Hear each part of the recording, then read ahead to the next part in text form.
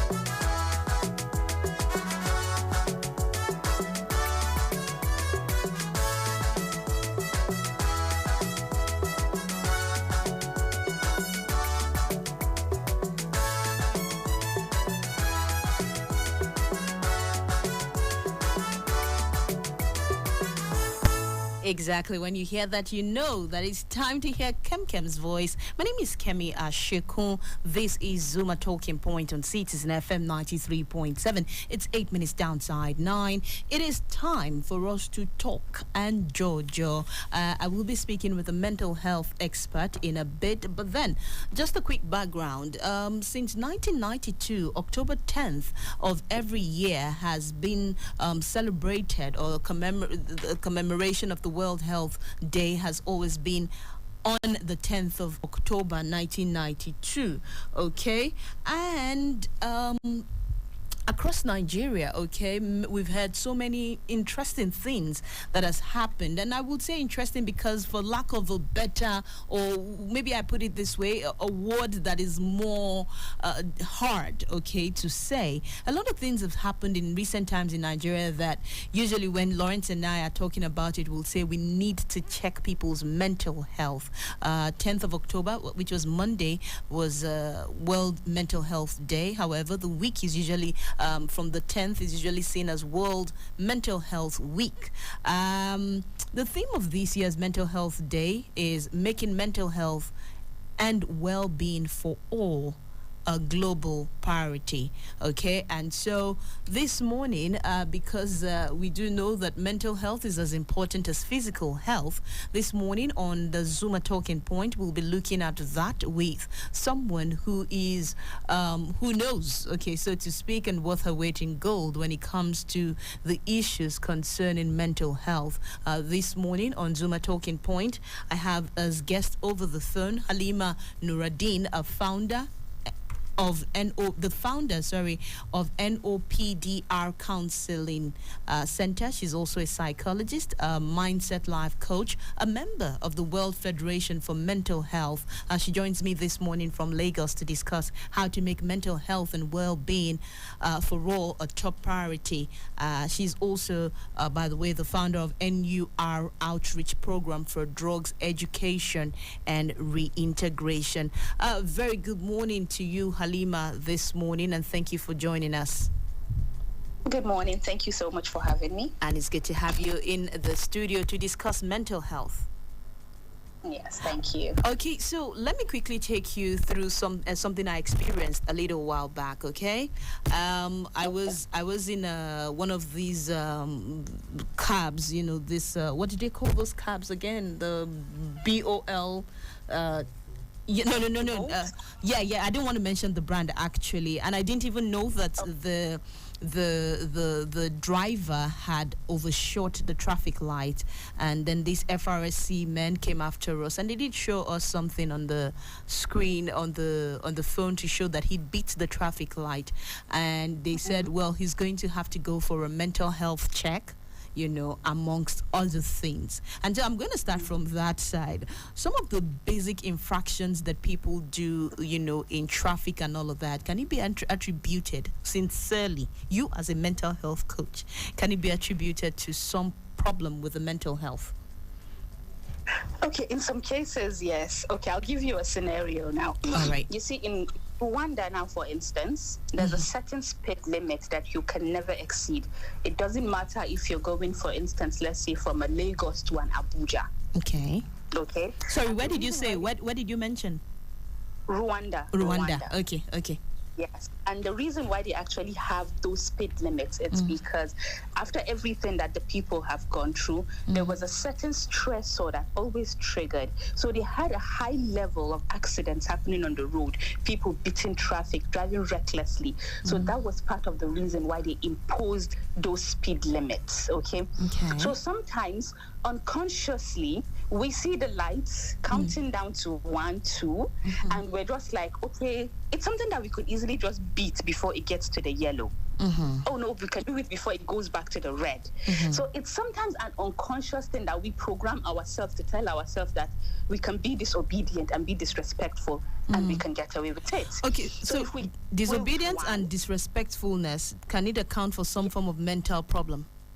Yes, it's a behavioral challenge. Okay. Yes, and I'm sorry, but yes, most of us in Nigeria, we have a lot of behavioral challenge, and we really find it difficult to accept our faults, which is a problem in its own self. That's a mental problem too. Yes, it is. Okay. Now, The Guardian on Monday did say that about 50 million Nigerians are suffering from mental health problems. Now, you are a member, because that's a bit scary, and I'll tell you why. You are a member of the World Federation for Mental Health. And does it worry you that about a quarter of the population of your country has been said they might actually be suffering from mental issues? Would you agree with that statistics, really? Funny enough, if they don't show me the data, I can tell you that it's more than that number. Okay, go ahead. And let me know what parameters you're using for that, please. Okay, I will tell you why I'm speaking from experience. I'm a counselor as a person, and I have my own mental health issues. That's an example to give to you. Oh, really? You believe probably right now, if I ask you, what mental health issue do you have? You might tell me you're fantastic. Am I right? No, I would not. I would actually open up to you. Because I do have some. Personally, okay. That, but on air, we might be like, oh, no, we're fine, because that's what the society makes us to believe. But the truth is, there's a high number of us that have underlying mental health issues. Let's look at some of these underlying health issues. Okay, you talked about the driver that beat the traffic light. At that point in time, neither you nor the official of the FRSC would actually know what was going through his mind. True that. Very true. Exactly. He might have his own underlying mental health issue. There might be something that happened to him in the course of the day that probably have triggered something that might have been in his mind. And then he just felt like, okay, I need to drop off this client and just be on my way. But will that now be categorized as a mental issue, not just a day, the stressor of the day? No. That's why I said underlying. Okay. And I mentioned trigger. Something might have triggered the issue that he has. Let's look at some of the common underlying mental health challenges that the more than 50 million you might be thinking. Let's look at some of those underlying issues that some of the 50 million Guardians said, and you said if you had statistics, you'd probably say more. Let's look at some of the common ones that people might be going through, and see if we can do a quick self-check. So, for us Nigerians, let me come back home right now. The easiest one for us to always say is depression. Okay. Yes, you can meet 20 people right now, and I bet you 10 or more of them will tell you, I think I'm depressed, or I feel depressed, or something that has to do with the word depression. I don't know why. Okay. Coach Halima, right? You're a mental health coach and family. You're a member of the World Mental Health body. Now let's look at. It's natural for a human to sometimes be happy, sometimes sad, sometimes in the middle of both, neither here nor there. Right. I agree with At you. what point does sadness become depression? Okay. So you see, I like the fact that you're sadness. bracing up for this. Yes, because it's something that is very dear to my heart. When I hear people say they are depressed, I don't know why. It saddens me from the inside because I feel like don't use that word so carelessly. Okay. Yes, because people have lost their lives to depression. Exactly. So you can't tell me that because you're just a bit unhappy or something just happened, you classify it as depression. Depression is a serious thing on its own. Okay, It's so an at what illness point that does lasts- sadness move into depression, or are they two different things? Yes, sadness is different, and depression is another thing. But sadness leads to depression. You Okay. get? Okay, so what is sadness? Where does sadness stop before the elder brother depression takes over? Okay, this is it now. Something can happen to me. Let me put it in a relationship context right now. Okay. Okay, I can experience a bad morning with a boyfriend or a husband. Okay, and I feel like, how can he say such a thing to me? Okay. Do you understand? And then it just affects my mood. And then for the whole day, I can just be sad thinking about, okay, why did he say that kind of a thing to me? Okay. Do you understand that kind of thing? Yeah. But depression is different from usual mood fluctuation. Okay. It's not a short-term emotional response to changes in everyday life. That's not what depression is. What is depression? Okay. So you see, when a person is depressed, okay, the person experience depressed mood, which is feeling severely sad, irritable, and an emptiness inside of you. Okay, severely sad, irritable, and Yes. an emptiness. Emptiness Good. that you don't know what can feel it. Okay. So the moment you can feel sad, that's okay.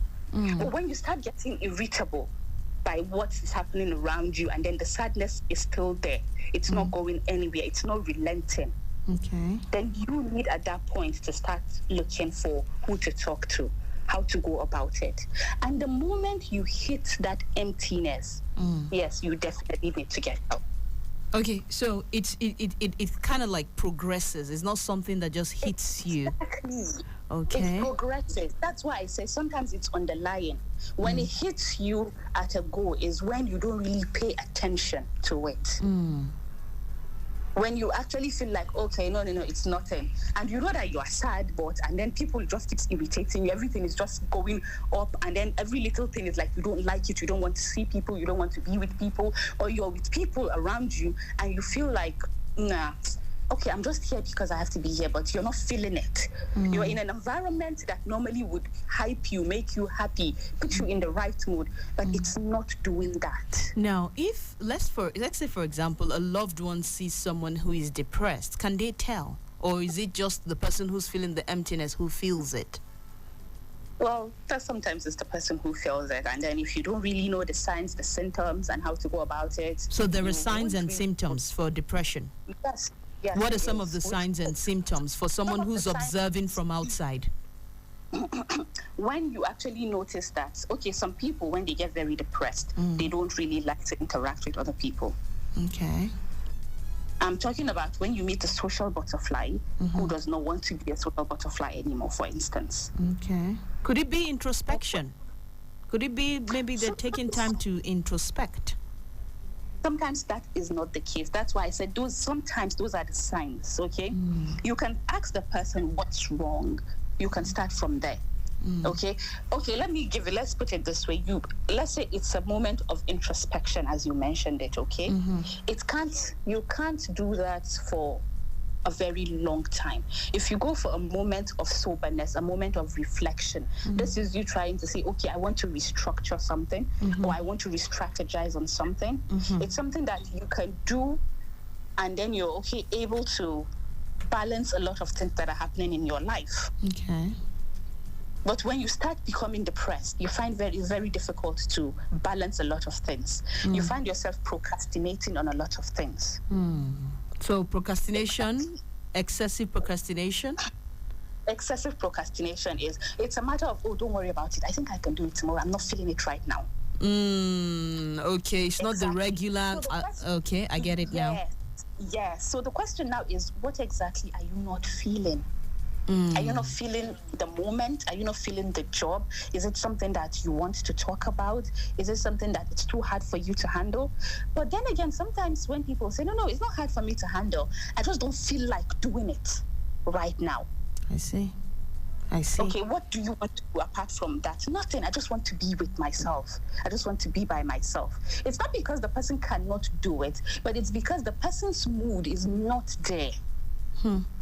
Okay, so that because something that he might not be able to explain to you. This is something that I'm sure we cannot finish in 1 hour. However, we have to finish it in 1 hour. So I'm going to have to look at other issues. However, before we continue, you're listening to Citizen FM 93.7.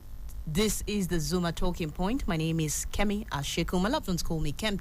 I like it that way. I have in the studio with me this morning over the phone Halima Nuradeen, a counselor, a mental health, a mental health professional. She's also a member of the World Federation for Mental Health, and she is someone who's extremely passionate about mental health, and this is in tandem with the Mental Health Week. Of course, you do know that the 10th of October every year is celebrated as World Mental Health Day, and the week after that is actually World Mental Health Week. And so today we are looking at mental health. Alima, just before we got into depression and we're getting a little bit very deep, you did mention some of the many mental health issues people people have in Nigeria. Depression was one of them, and you said people have to be more careful when they're talking about depression, right? Yes. Let's look at another one. Okay, there is anxiety disorder. Okay, what's that one? Okay, anxiety disorder, how do I put it in the, English term? Okay, it's like an excessive fear and worry. And that's a mental health issue too? Yes, it is. Now, you said excessive. At what point does excessive fear and worry, at what point does fear and worry switch over to excessive? At what point? Do you know you can be afraid of something and you're just like, oh my God, that scared me? Or you're afraid of something that you don't want to go near. But when you get to a point whereby that fear makes you shake, it makes you shiver, your breath, you have shortness of breath, that is an anxiety attack. Sometimes, people can say maybe it's a panic attack you're having. Exactly, yes, but it's in the field of anxiety attack, because it's a point whereby you need to calm yourself down to realize that this is fear, or this is worry. I'm not in control of what I'm worrying about right now, but I can do better. Exactly. But when you actually let it get to you that your breath starts to shorten itself and your chest is closing itself because of your worry. Wait. I know that everything in our body is connected and all of that, okay? But fear is supposed to be like emotional, When it starts constricting the chest, what is going on biologically?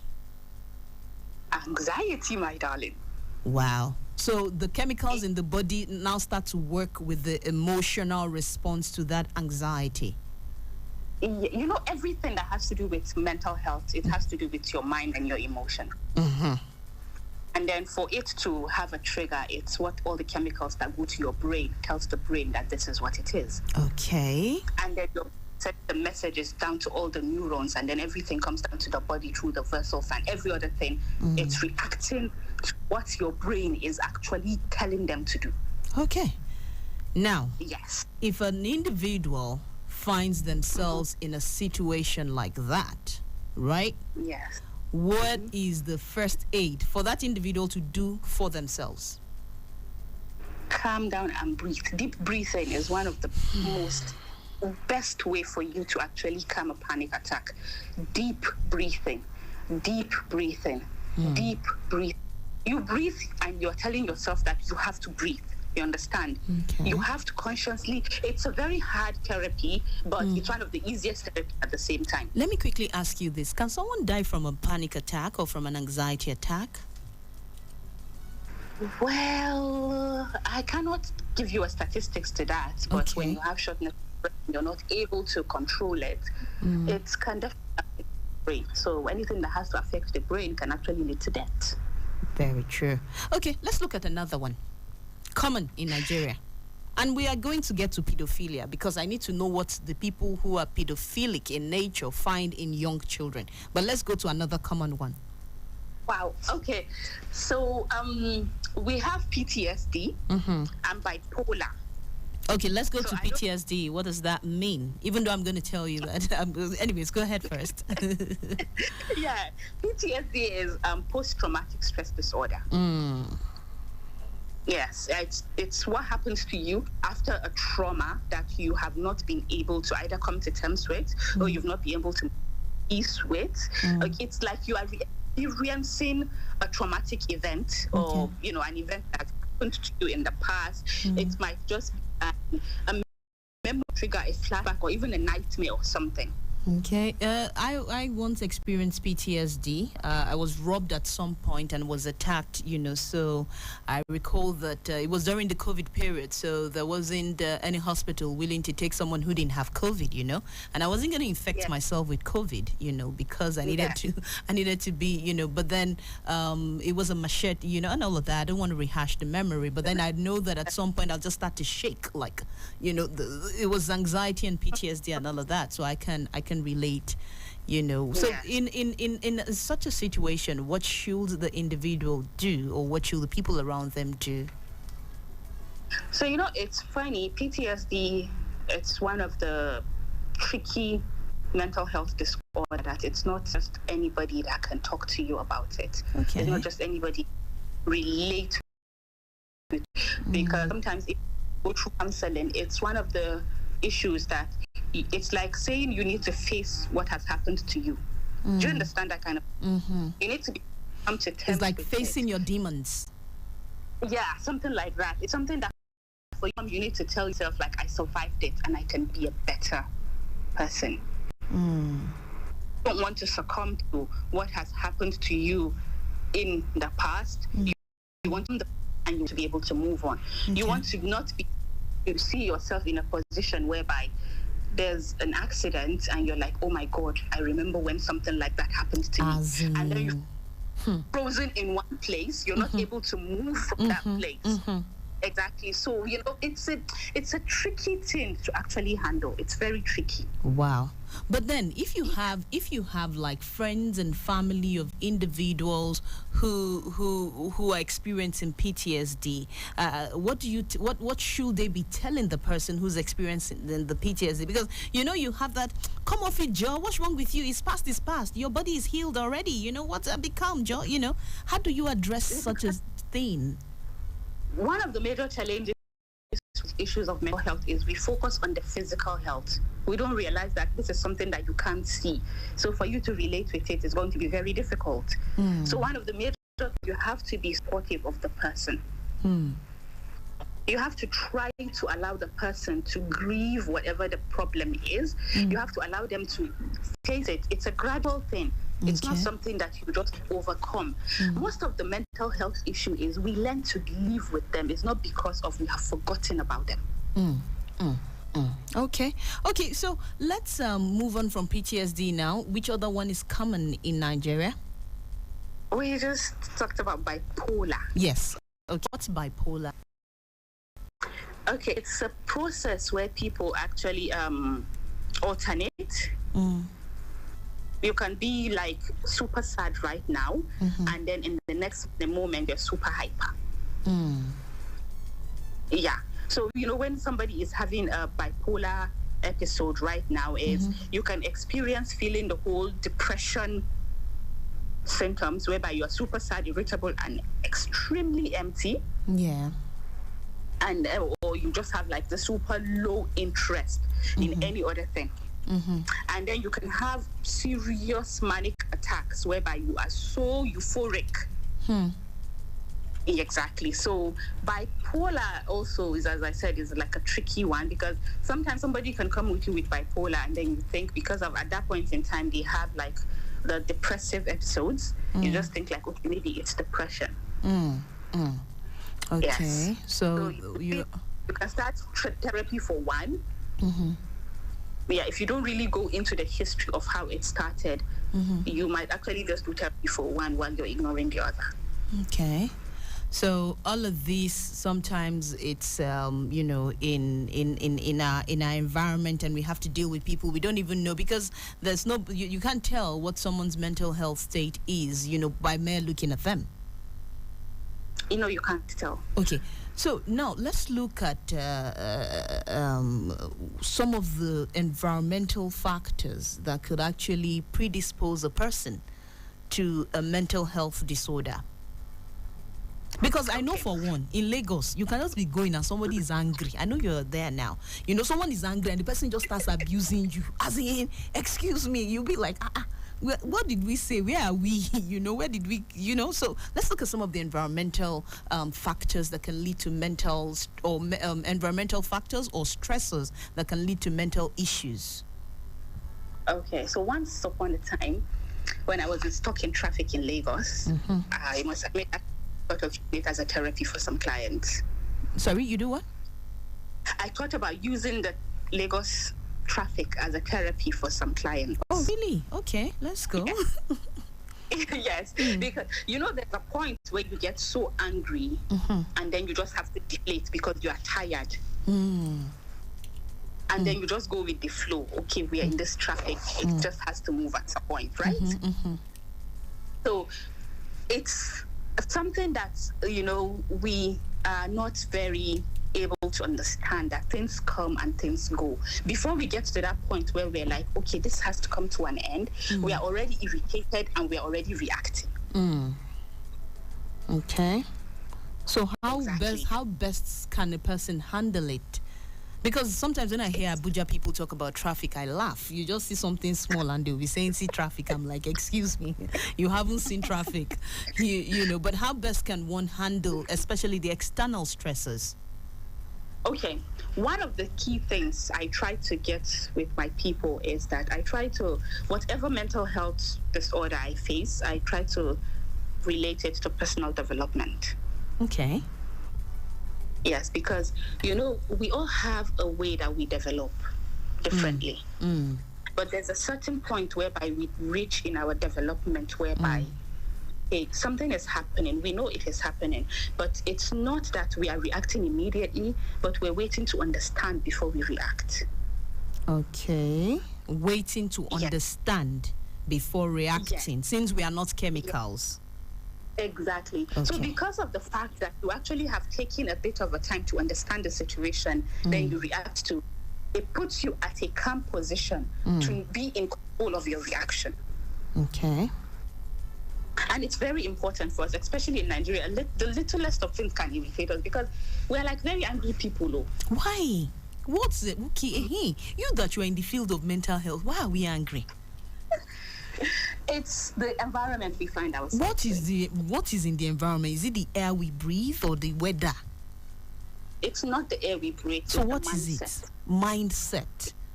It's the mindset. That is telling people. Okay. That is the mindset of the citizens themselves. Yeah.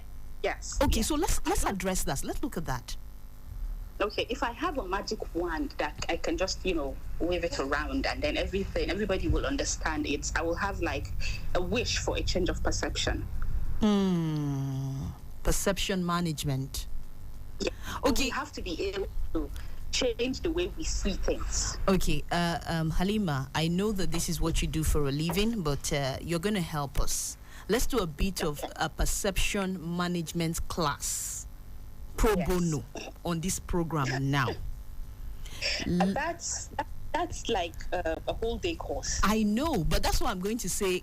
Crystallize it. Give us 2 nuggets on how Nigerians can better manage the perception of what they feel around them and the mindset of how to address some of the things that they see daily. So number 1, we have to drop the feeling of entitlement. I'm not entitled to be on this show. No, you're not. But again, thank you for giving us your time. Yeah, thank you so much. Just like giving you an example right now. Yeah, I know. Because one of the major problems that we have right now is the feeling of, okay, this whole "what has Nigeria done for me" thing is part of the problem. Do you understand? Yeah. I look at it from the concept of you are a Nigerian. Nigerian is what you, not Nigeria. So you cannot ask what has Nigeria done for you when you're supposed to be the one doing for the Nigeria. When people tell me about things like, okay, I need to go out there and get something done for myself, and the first thing that comes to me is, if we're talking about you taking this perception that you have right now to another country, that somebody has a different perception and they have made that country work because they are the citizens of that country, you're not going to go far. If you take this, let me just quickly repeat what you have said.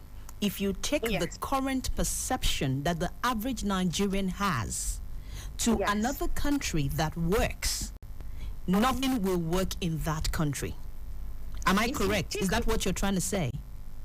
Yeah, if you take all of us Nigerians right now, because for instance, what country should I use for example? Let's assume you take all of us to Canada and you bring the Canadians to Nigeria. Do you realize that Nigerians will turn the Canada into Nigeria? Canadians will turn Nigeria. So it is Nigerians that have a problem, not Nigeria. Fantastic. I'm glad you understand that.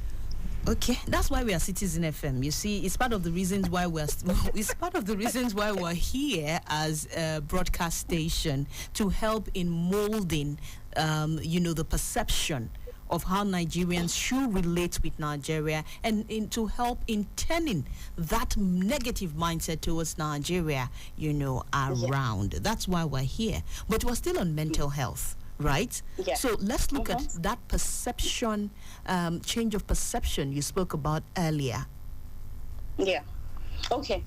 It's funny how when we travel and they say do not litter, we actually do not litter. Yes, I agree with you, my sister. I say it all the time. Continue. Yeah. But then when you get to airports in Nigeria and everybody wants to flex their muscles, it amazes me. For me, it's always a case study, honestly. I just find a place and I stay at the back of the line and I'm watching all the so-called big people try to flex their muscles, like, okay, I'm back home now. And the only thing I ask myself is, where you're coming from, that's not what you did. The queue, I remember me and you were on the queue.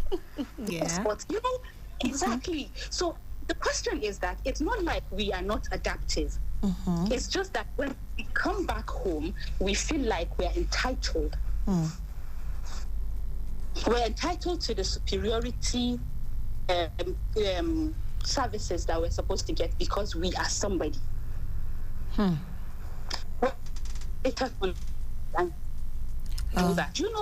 Yeah. The line was breaking for a moment, but before you continue, let me just quickly let everyone know that this is Citizen FM 93.7. Today is Thursday, the 13th of October, 2022. I have in the studio with me over the phone Halima Nuradeen, who is a mental health coach. She's a counselor. She's also a member of the World Federation for Mental Health, and we are looking at mental health, in Nigeria, especially in tandem with the theme for this year's Mental Health Day, which is mental health and well-being making mental health and well-being a priority for all. And of course, we want to see how we can explain that perception management for Nigerians so that we can start to see Nigeria in a better light, and what we can do for Nigeria. Of course, because we are about developmental programming, this is very dear to us. Thank you, Halima. Are you still there? Yes, I am. Okay, Thank you. Please continue. The line was off for a little while. Continue with what you were saying. Okay. Yes. Okay. So people want to flex their Yes. muscles when they come into Nigeria. Is that not a form of mental problem too? Yes. So what do we call that? You see, one of the major challenges in that area is the entitlement perception of I don't have to do it for I don't have to do it for the Nigeria, but the Nigeria should do it for me. I don't understand how we expect to plant a seed and not care for it. That's practically what we're doing as citizens of Nigeria. That's interesting. Yes. Okay. It's very interesting because it has affected us mentally that we don't see that what we are doing is wrong, but we believe that the idea of Nigeria is wrong. I see what you're saying. We want to take all the responsibility for a better Nigeria and dump it on other people but ourselves. Yes, exactly. Okay, let's look at other things. You have mentioned entitlement mentality. You have mentioned the perception, the way we perceive things, here in Nigeria. And you've spoken about the mindset change. Let me ask you this. How does money affect mental health? Because I know some people that no matter how depressed they are, once an alert, a heavy alert enters, you understand, they are fine. The depression goes down the drain. What is the relationship between money and mental health beyond the M that both of them start with? Okay. So that example you just gave is not mental health, my darling. It's brokenness. So that cannot be. It cannot be. No, this one I would. You sad. Okay. It makes you. It's not depressed. Thank you. That's what I wanted us to understand. It's not depression. It makes you sad, yes, but it doesn't mean that you're depressed. I see. Yes, it makes you sad. When you are. What if you don't wait? What if you a week, 3 weeks? At what point does it move into depression? At what point that you have actually experienced all the examples that I have given. Okay. Okay, now I see. So money is not being broke is not a form of it doesn't give a mental health disorder, so to speak. No, it can lead to. Okay. Yes, it can lead to, but it's not like because I am broke right now means I am depressed. No, that's not how it works. Okay, let's do it this way. If it leads to, right, and the person gets some money, right, will the person still need to see a counselor or a health professional? Because they've gotten the money now, right? And maybe they still feel a bit depressed. Sorry, maybe they still feel a bit depressed. How do they handle that? The thing is that the moment you actually are depressed, it's better for you to get help. Because as I mentioned from the beginning, depression, it's gradual. It can start, you can just be depressed right now, and before you know it, you are chronically depressed. Before we get to that part of where we feel the whole complete emptiness and nothing is using to us right now, we just want to be left to our darkness. That is when it becomes very scary. I see. So if you allow a financial challenge now actually lead you into a depressed state, even when you get the means to solve that financial challenge, you will find out that it's not like you are excited that it happened, but you're just glad that you are able to do it. Okay. Yes. Now, let us, because we're coasting home now gradually, let us look at the issue of stigmatization, especially here in the African, in Nigeria, so to speak. Now, Kanye West has been diagnosed of bipolar. He's been diagnosed of having bipolar disorder, but somehow he still releases songs, still releases gears, codes, designs, and all of that, and people still buy them. Here in this part of the world, you would hear things like there's a way they say it in Yoruba. I don't want to say it now. Only way they will go. Do you get? I don't want to go that route, but do you understand what I'm trying to say? Yes, I do. So stigmatization, how does it affect people who are experiencing mental health issues, and how should the society, treat people with mental health challenges? So stigma has been one of the leading causes that people die with their mental health or die from their mental health. Yes, because most of the time we're always afraid of what would the world say when they see us coming out of a counseling center. What will they say if they actually get to know that I'm suffering from so and so? It has been the leading challenge, and even for us practitioners, it's one of the most challenge that we have. Because it prevents people from even seeking the help that they need, so that they are not labeled as a complete lunatic. Yeah. Okay. Exactly. Yeah. So, but what can a person do, if they are experiencing bouts of depression? I think this is where one needs to actually commend Betty Rabo, publisher and founder of Genevieve magazine, who actually came out, to talk about how she battled with depression and how she eventually overcame it. But speaking about that, does this mean that depression is curable? Because she says here she overcame it. Yeah, she overcame it because now she's in control. Okay, so depression is about a lack of control. Because you don't have control over your emotions. The whole of mental health problem is, it's not like when you say I have a headache and I'm taking a paracetamol or a Panadol for it. You understand? Mental health is a situation where it puts you not in proper control of what is happening in your mind, in your head. Yes, that is what it happens. When you become so irritable, you're so sad that you are trying. You want to be in control, whereby you can always have that balance between your happiness and your sadness. You can have that balance between your fear and your worry. You can have that balance between every emotion that comes through you. But because of the fact that now you have a particular disorder that has taken that control away from you, it becomes a problem. Taking that control away from you, it becomes a problem. So when you're back in control, you are to a large extent fine, is it? Yeah. Yes, because then you can know that, okay, this thing is going to trigger what I am going through, and you can stay away from it. I see that. So then you know what to stay away from and what to go into. Yes. Halima, let me take you to a place you might be very uncomfortable, but then it's just for a little while. And considering the fact that you deal with mental health issues a lot of the time, I'm sure that it's one of the things that you have come across. Pedophilia. Oof, okay. Yeah, you can take a deep breath again, it's fine. You can take another deep breath.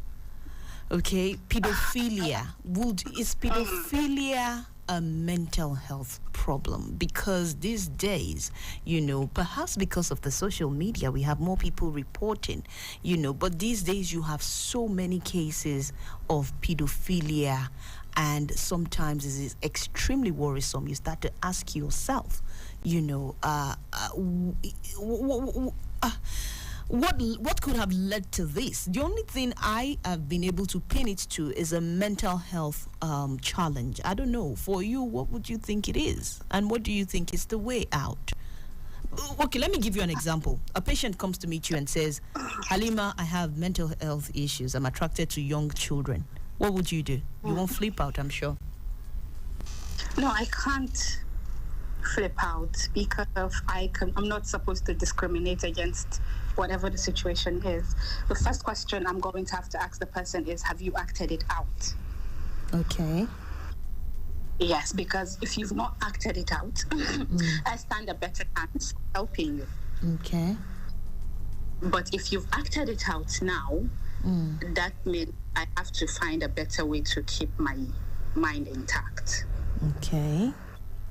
Yes, as much as whether we like it or not, whether I like it or not, it's not about my personal opinion. It is actually like mental dysfunction somewhere in the brain. So they say they are not in control of their urges at that point in time.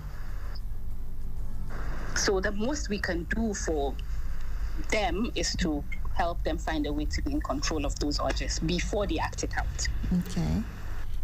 But it's like an addict that have become very addicted now. So when they become very addicted, there's not just the problem of the recovery, but there's also the problem of the withdrawal symptom. Okay. And so that, when they've acted it out, you have double job now. Because they've tasted the ugly. So okay, and that takes us to drug addiction. There has been a lot of things that have happened in the last few years in Nigeria that sometimes you ask yourself, this could only have been due to drug addiction or drug. This could only have happened in a drug state. I give you the example of, I think, about 200 brand new buses that were burnt down sometime in Lagos. What exactly can we do as a people to reduce some of these drugged behavior that we seem to, have in Nigeria these days? Especially, you see young people, they just abuse an adult. That's not who we are, So that there's probably an influence, in that. I don't know. How can we deal with issues like that? So we need, I've come across quite a number of people that when you ask them, how did you get involved in drugs? As much as as many reasons that you can hear for why people get involved in drugs, there are also the reasons of I was told not to, but not why I shouldn't. Okay. Yes. And it's not supposed to be an excuse, yes, but the mind is a very inquisitive and curious thing. If you tell me not to, why should I not do? There must be a reason why you're asking me not to do it. Let me try. Do you understand? Yeah. So one of the most way that we can actually go about is to create as much awareness as we can, provide drug education. As much as our school system have issues with some things, when we talk about it, they'll say, no, this child is too young to know about that. I believe it's better for the child to know the consequences of why they should not take the things than for you to just keep telling them, don't do. The more you keep saying don't do, the more the child would want to do. It takes a lot of personal discipline, interpersonal discipline for a child to not do when what you say don't do. It's okay. So you have to the child to themselves. Eventually, they are going to try to find out why not to. I get it. And unfortunately, these are addictive things that at the end of the day, they usually cannot find their way out of it easily. Halima, we need to go now. But before we go, I'd like you to talk to someone out there who's going through some medical health challenges. The person probably is listening to this program and is saying, well, I think some of the things you have said, I'm experiencing them, and I think I need help. What would you say to that person? First of all, what I will say is, at the moment, we are offering free counseling. Oh, so really? you can feel free. Our office is in Abuja. It's at Broadway Mall. Okay. You're going to have to pay me if you continue with that. But it's good to know. I'm sure if they Google Halima Nuradeen, they will find you, because I don't want marketing to send me. I don't want marketing to send me a bill. Yes, no but it's problem. Good to know that you're. Feel free to us. We are offering free counseling, and whatever you're going through, just know that you're not alone. And it's very important that you find somebody to talk to. Okay. And we're here for you. Thank you very much, Halima Nuradeen. A very big thank you to you for, giving us some of your time today to discuss mental health and how to get mental health make mental health a global priority for everyone. We cannot thank you enough, especially for the free counseling that you're doing at the moment. And we hope and pray that the seeds that you have sown for Nigeria will also bear good fruit in your own life as we move ahead. Thank you so much. And thank you for your time. Yeah. That's our package this morning. Thank you very much to everyone who sat back, listened, and enjoyed the show. Citizen FM 93.7, it's always about you, the citizens, and how we can help each other find a better life or how we can help each other find better lives for ourselves. It's always important to remember when it comes to issues of mental health that you are not alone. You are not at your tear's end. You probably are in a season, and every season will pass. And so if it makes it easy for you, if the only thing that you say to yourself is, "These too shall pass," let it be. Remember, breathe, breathe, breathe. And no one else can do that inner work for you on healing, especially your mental health. But the fact that no one else can do the inner work for you doesn't mean that you can't or should do it all alone. Okay?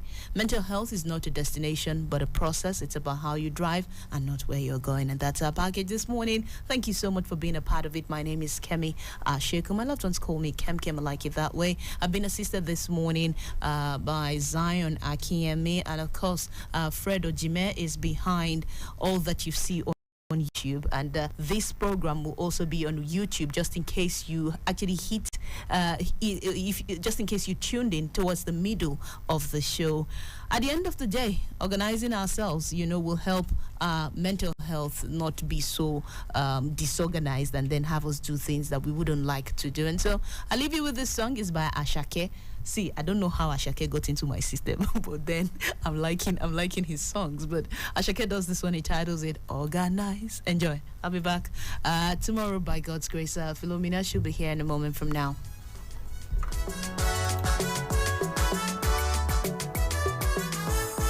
Citizen FM Abuja. Yeah. What I've learned from school has Citizen FM Abuja. Yeah.